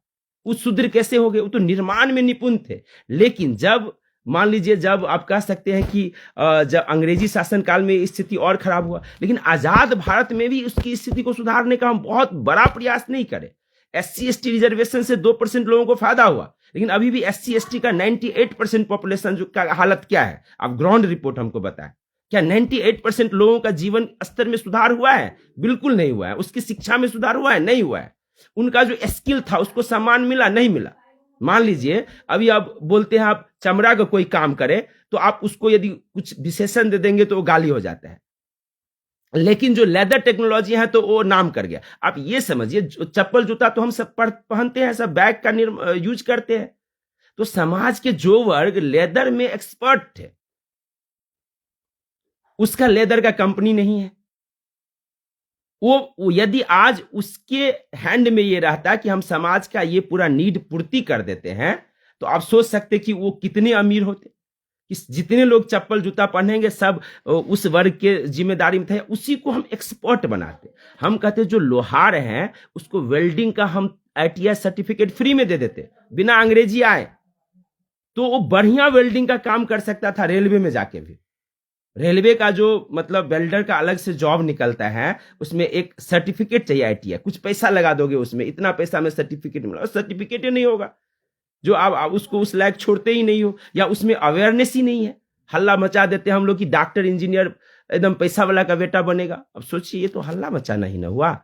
यदि गवर्नमेंट मेडिकल और इंजीनियरिंग की बात करें तो समाज के जो सबसे गरीब लोग हैं, और यदि उसमें जुनून है, जोश है, तो उसके लिए पैसा हर्डल नहीं बनेगा। हम तो कहते हैं अपने बच्चों को, यदि तोरा IIT और मेडिकल भज तो तोरा जे पैसा के जरूरत छो एडमिशन में, कह ना हम दे देबो। मतलब इतना हिम्मत हम देते हैं। चूंकि ये देखिए, इसका भी इतिहास है। जब हम पटना में पढ़ते थे तो पढ़ाई में तो ठीक ठाक थे, लेकिन फिर भी ये कॉन्फिडेंस नहीं था कि IIT NIT में रिजल्ट होगा, क्या होगा। क्योंकि हुआ क्या कि गए, 1 साल कोचिंग पकड़े, फिर जो है वो जॉन्डिस वॉन्डिस हो जाता है, पटना जाता है लोग, फिर लौट के घर आ गए, फिर 1 आध साल रह के फिर गए, फिर 1-2 साल रहे। तो पढ़ाई में हम पूरा कोचिंग वहां भी जाके नहीं कर पाए। केमिस्ट्री का पैसा के अभाव में कोचिंग ही नहीं पकड़ पाए। मैथ भी पढ़े तो बीचे में छोड़ दिए। फिजिक्स भी भाई जी ही लेके गए थे। अभी सुन रहे हैं हमको संतोष भाई जी, भूपेश कुमार के पास लेके गए थे, अपने दोस्त के मदद से वहां पे हमको एडमिशन करवाए थे। वो एकदम टॉप टीचर्स था वहां पे, वहां का फिजिक्स का आज हम टीचर हैं। तो हम कह सकते हैं इसमें संतोष भाई जी का योगदान है कि उन्होंने पहली बार हमको भूपेश सर के पास वहां फिजिक्स क्लास में एडमिशन करवाए थे पटना में। तो कहने का मतलब ये है कि फिजिक्स का क्लास हम लोग वो आनंद सर के पास भी गए थे, तो उसमें जो एक ही बार में बोला 4,000 लगेगा, तो 2 ही हजार था मेरे पास, एडमिशन ही नहीं हुआ। देखिए ये सब समस्या थी पटना में उस समय भी। 2003 की बात है। 2003 में 4,000 फीस था। 2,000 लेके गए थे हम एडमिशन के लिए आनंद कुमार जी के पास, मेरा एडमिशन नहीं हुआ। पढ़ाई में अव्वल दर्जे के थे शुरू से हम, लेकिन नहीं एडमिशन हुआ था। तो देखिए, शूद्र हम लोग कहते हैं शूद्र, लेकिन हम लोग पिछड़े कैसे? यदि सरकार इस पे शुरू से अमल किए रहते, भाषाई प्रॉब्लम को दूर किए रहते, जो जिस स्किल में माहिर थे उसको उस चीज का, अभी देखिए अभी होता फाइन आर्ट का डिग्री, और जो पुश्तैनी विश्वकर्मा समाज के लोग जो अभी SC में हैं, विश्वकर्मा, हम लोग निर्माण करने वालों को भगवान बना दिए। अरे उसमें प्राण देने वालों को मान लीजिए आप ब्राह्मण, उसमें मंत्र से प्राण देंगे। अच्छा ये बताइए कि जो मूर्ति है उसमें प्राण छेनी हथौड़ी, मजदूरों के, शिल्पियों के छेनी हथौड़ी से आया है कि मंत्रों से आया है? मेरा स्पष्ट मानना है कि उसमें मंत्र से नहीं आया है प्राण। यदि आज इतनी मतलब प्राचीन मूर्ति सब कहीं कहीं देखते हैं, मान लीजिए वहां पटना म्यूजियम जाते हैं तो एकदम कितना उसमें भरा हुआ रहता है, पूरा इतना 2-2 हजार साल, 1-1 हजार साल पुराना जो शिल्प है, मूर्ति है, उसका जो कलाकारी है, मतलब अभी भी यहाँ पे मतलब अंधरा ठाडी में भी जो हम लोगों का है कमलादित्य स्थान, वहां जो मूर्ति है उसको देख के कोई बताए कि ऐसा मूर्ति कौन बना। इसके लिए अभी सर्टिफिकेट चाहिए, और उस सर्टिफिकेट राज जो आया उसमें इन वर्गों को दबा दिया गया। अंग्रेजी राज, यानी अंग्रेज गए, लेकिन अंग्रेजियत के नीचे मेरा समाज दब गया। जो समाज प्रतिष्ठा के पात्र थे, मान लीजिए हम डायरेक्ट कहते हैं कि शूद्र ही सारा निर्माण कार्य करते थे, अतः प्राचीन समाज में शूद्र ही इंजीनियर थे। सुश्रुत संहिता में नाई समाज को सर्जन बताया गया है, यानी सर्जरी का काम नाई समाज को करना था। और बहुत हाल फिलहाल था, मेरा भी हाथ में गुड़ हो गया था यहाँ पे, तो नाई ऐसे चिर दिया, बहा दिया। तो ये मतलब, लेकिन जब डिग्री की बारी आई, मान लीजिए एक एकदम फैक्ट बोलते हैं कि हमारे समाज में प्रसव का काम कौन करते थे, मान लो उसको हम दाई कह सकते थे, लेकिन उसी का 1 साल का कोर्स आया ANM, जो किए ही नहीं। ऐसा नहीं है कि वो नहीं कर सकते थे, लेकिन यदि उसको कोई मोटिवेट किया रहता, इस समाज के जो ठेकेदार हैं वो भी जड़ में जाके काम नहीं किए। अभी भी इस समाज के लोग जो सफल होते हैं वो फिर निचले लोगों को आके नहीं देखते हैं। आप अपने समाज में यदि आगे बढ़ गए, मान लीजिए ऐसी कौन सी साजिश थी जिस सरकारी मेडिकल एम्स में मेडिकल फ्री में होता था, वो पता ही नहीं चला किसी को। अभी भी ANM या SC ST के लिए बहुत सारा चीज फ्री में ही होता है, लेकिन समाज के हर वर्ग को, उस समाज के हर आदमी को, इंसान को ये पता ही नहीं है कि मेरे लिए ये IITs का फीस माफ है। यदि मान लीजिए पढ़ाई तो किसी का ये नहीं ना है, पढ़ाई तो जो पढ़ेंगे उसको वो आएगा, ये तो वर्ग विहीन है। लेकिन उस समाज में जागरूकता के अभाव, जागरूकता का अभाव यही हुआ कि देखिए स्किल तो था, रोजगार प्राप्त कर लेते, लेकिन कॉग्निटिव तो डेवलप नहीं हुआ। उसको संस्कृत में बांध दिए और अभी अंग्रेजी में बांध दिए। अभी रिसर्च अंग्रेजी में होगा, सुप्रीम कोर्ट में बहस अंग्रेजी में होगा। सो इन मुद्दों को बेहतर तरीका से एनालाइज करना, अभी आज के परिप्रेक्ष्य में इस पे बहस करना, अभी हम जितनी भी मुद्दा उठाए उस पे फिर से अलग अलग हर टॉपिक पे बहस करना बहुत जरूरी है, नितांत आवश्यक है। यदि हम हर टॉपिक पे बहस नहीं करेंगे, यदि हम आज अपने सम्मान का लड़ाई नहीं लड़ेंगे, शूद्र उतने ही प्रतिष्ठित है जितने ब्राह्मण। यदि हम इस भावना को अपने अंदर मजबूत नहीं करेंगे, हम ब्राह्मण को रिस्पेक्ट करते, आदर करते हैं, लेकिन शूद्र भी उससे कम आदरणीय नहीं है। ये चीज समझना जरूरी है, क्योंकि आज यदि निर्माण करने वालों को इंजीनियर कहते हैं, तो हम उस समय भी निर्माण करने वालों को शूद्र एक नाम दिए थे। जैसे अब लोहार और ब्लैक स्मिथ, लेदर और मान लेदर मतलब चमड़ा, उसी को एक विशेषण दे देंगे तो खराब हो जाता है। यदि आप चमार बोल दोगे तो खराब हो जाएगा। तो कहने का मतलब ये क्या हुआ कि आप में हीन भावना भरा गया कि आप खराब हो। मान लीजिए जो वर्ग एकदम डिलीवरी कराते थे समाज में, उसको ट्रेनिंग की जरूरत थी ना, उसको 1 साल 2 साल पढ़ाते, मैट्रिक इंटर पढ़ता, लेकिन वो पढ़ाई किए नहीं, और पढ़ाई किए नहीं तो इसीलिए वो अपने दौर में पिछड़ गए। तो इन चीजों पे यदि समाज अभी मंथन नहीं करेंगे तो फिर से हम एक बार पीछे हो जाएंगे। हमको इतिहास फिर से बताना होगा लोगों का कि अभी जो इतने मंदिरों का निर्माण है, प्राचीन मंदिर हैं, या अभी मान लीजिए हड़प्पा संस्कृति का बात करिए कि आपके गांव से ज्यादा डेवलप वो हड़प्पा संस्कृति का शहर था। कैसे? क्या उसको क्या कम टेक्नोलॉजी और ज्ञान था? वो धातु विज्ञान, धातु कर्म समझते थे। जो तलवार बनाए उसको आप सम्मान नहीं दिए। जो अस्त्र शस्त्र को आखिर कौन बनाया? शूद्रों ने निर्माण किया ना। लोहार सोनार का जो मतलब कॉन्सेप्ट है, क्या वो आदरणीय नहीं है? वो निश्चित रूप से आदरणीय है। एक बांस का आप चेयर लेने के लिए जाइए, अभी कितना महंगा देता है। मिथिला हाट जाइए, और यही बांस का जो काम करने वाले समाज में लोग हैं, उसको हम रेस्पेक्ट नहीं दे रहे हैं। आखिर क्यों नहीं दे रहे हैं रिस्पेक्ट? उससे छुआछूत करते हैं। छुआछूत क्यों करते हैं भाई? गांव स्तर पे तो छुआछूत मान लीजिए और ज्यादा है मेरे ख्याल से। शहर में तो पता नहीं चलता कौन कौन। शहर में जो छुआछूत है वो ऑफिशियल है, मतलब जहां कहीं जॉब हो रही है, जहां नौकरी प्राप्त हो रही है, या यूनिवर्सिटीज हैं, वहां पे आपका। लेकिन देखिए, सबके जड़ में है शिक्षा का साजिश। प्राइवेट खराब है, प्राइवेट मतलब गवर्नमेंट खराब है, ये आखिर बीज कौन बोया? मेडिकल महंगा है, ये बीज कौन बोया? मेडिकल सबसे सस्ता होते हुए भी इसको महंगा बताने वाले साजिश करता कौन है? इसको पर्दाफाश करना बहुत जरूरी है। इंजीनियरिंग सस्ता होते हुए भी उसका महंगा, और महंगा करने वाला अभी हायर एजुकेशन को हेफा के अंदर दे दिया। हालांकि देखिए अभी भी हेफा के अंदर है, लेकिन SC ST और OBC में जिनका फैमिली इनकम 1 लाख से कम है, उन्हें वहां फी वेवर मिल जाता है, मतलब फी माफ होती है। ये एक अच्छी बात है, ये सामाजिक बात हुई। अभी भी है, SC ST के लिए बहुत सारी सहूलियत है। लेकिन मेरा यहाँ पे आर्गुमेंट है कि ये फायदा समाज के सबसे निचले आदमी को नहीं मिलता है। रिजर्वेशन के गवर्नमेंट में जॉब मिलेगा। आप जानते हैं जॉब में 2% लोग हैं, तो 98% तो ऐसे फिर ढाक के पात हो गए। मतलब उसको फायदा हुआ कहाँ? और उसको फायदा तभी होगा जब हम संस्थानों को मजबूत करेंगे। टैक्स में शेष का पैसा आया, उसको इंफ्रास्ट्रक्चर पे नहीं लगा के खिचड़ी बांटने में लगा दी। लोग खिचड़ी खा लेता, आप उसको काबिल बनो ना। खाने का समस्या नहीं था किसी के घर में, कितना भी गरीब था। कम से कम बिहार में हम लोग भी हैं, हम लोग भी एक मजदूर फैमिली से ही बिलोंग्स किए, लेकिन मजदूरी करके भी लोगों को खाना मिल ही जाता था।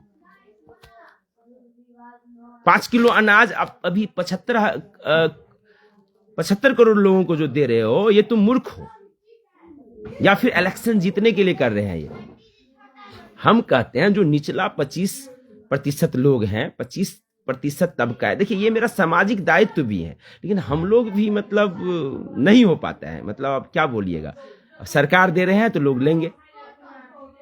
लेकिन हम ये कहते हैं कि क्या समाज में 75% की, हम कहते हैं अभी 80 या 90% लोगों को सरकार के अनाज का जरूरत नहीं है, लेकिन सरकार बांटे जा रहे हैं। लेकिन वो रिसर्च एंड डेवलपमेंट पे खर्च नहीं कर रहे हैं, एडुकेशन पे खर्च नहीं कर रहे हैं। उनके लिए देश का जो प्रतिभा IISc बेंगलोर से पढ़ने वाले रिसर्चर बाहर भाग रहे हैं, ये उसके लिए मुद्दा नहीं है। IITs के लोग फाइनेंस में जा रहे हैं, रिसर्च के लिए उसको मोटी रकम नहीं मिलता है या पैसा नहीं देते हो, उसको एमटेक का स्कॉलरशिप आप नहीं बढ़ा रहे हो। ये सब हल्ला करनी भरल से, रुको ना।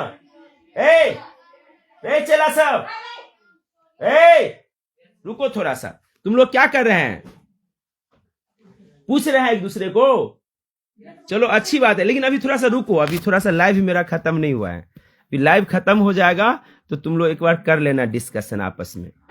तो देखिए, मेरा तो बात खत्म ही नहीं होगा, हम बहुत देर से अभी बात कर रहे हैं और ये बात मेरा खत्म होने वाला नहीं है, क्योंकि शिक्षा वो मेरे जेहन में है, एडुकेशन वो मेरे नस नस में दौड़ रहे हैं। और शिक्षा के प्रति चिंता वो आज से नहीं, मतलब शुरू से। हम टीचर बनने का जो सपना देखे, हम देखते थे लोग जाते थे पटना, उसको समझे में नहीं आता था, तो सोचे चलो हम मास्टर बनेंगे तो कुछ हेल्प मिलेगी। लेकिन तब तक सारी बातें बदल चुकी। मतलब आज भी जो है हम जिस का बात करते हैं, समाज उस चीज का बात नहीं करते हैं। मेरे तथ्यों को समझने का प्रयास करना पड़ेगा, आपको ईगो से बाहर आना पड़ेगा। आप इस पे विमर्श अपनी विचार रखिए, लेकिन इस तथ्य पे आपको चर्चा परिचर्चा में भाग लेना पड़ेगा, तब भी हमारे देश में परिवर्तन संभव है।